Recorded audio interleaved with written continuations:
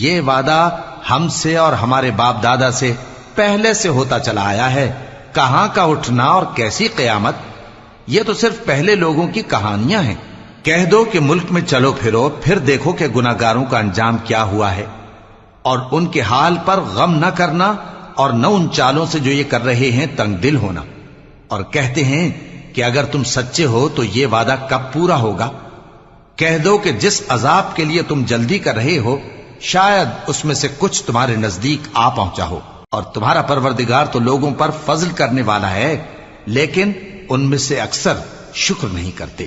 اور جو باتیں ان کے سینوں میں پوشیدہ ہوتی ہیں اور جو کام وہ ظاہر کرتے ہیں، تمہارا پروردگار ان سب کو جانتا ہے۔ اور آسمانوں اور زمین میں کوئی پوشیدہ چیز نہیں ہے مگر یہ کہ وہ ایک کتاب روشن میں لکھی ہوئی ہے۔ بے شک یہ قرآن بنی اسرائیل کے سامنے اکثر باتیں جن میں وہ اختلاف کرتے ہیں بیان کر دیتا ہے، اور بے شک یہ مومنوں کے لیے ہدایت اور رحمت ہے۔ تمہارا پروردگار قیامت کے روز ان میں اپنے حکم سے فیصلہ کر دے گا، اور وہ غالب ہے، علم والا ہے۔ تو اللہ پر بھروسہ رکھو، تم تو صاف حق پر ہو۔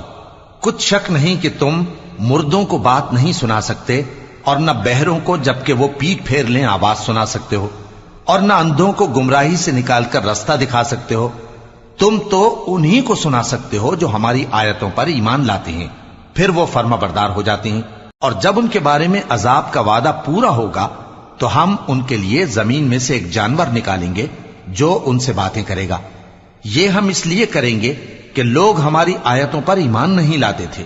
اور جس روز ہم ہر امت میں سے ایک بڑے گروہ کو جمع کریں گے جو ہماری آیتوں کی تکذیب کرتے تھے، پھر ان کی جماعت بندی کی جائے گی، یہاں تک کہ جب سب آ جائیں گے تو اللہ فرمائے گا کہ کیا تم نے میری آیتوں کو جھٹلا دیا تھا، حالانکہ تم نے اپنے علم سے ان کا احاطہ تو کیا ہی نہ تھا؟ بھلا تم کیا کرتے رہتے تھے؟ اور ان کے ظلم کے سبب ان کے حق میں وعدہ عذاب پورا ہو کر رہے گا تو وہ بول بھی نہ سکیں گے۔ کیا انہوں نے نہیں دیکھا کہ ہم نے رات کو اس لیے بنایا ہے کہ اس میں آرام کریں، اور دن کو روشن بنایا ہے کہ اس میں کام کریں؟ بے شک اس میں مومن لوگوں کے لیے نشانیاں ہیں۔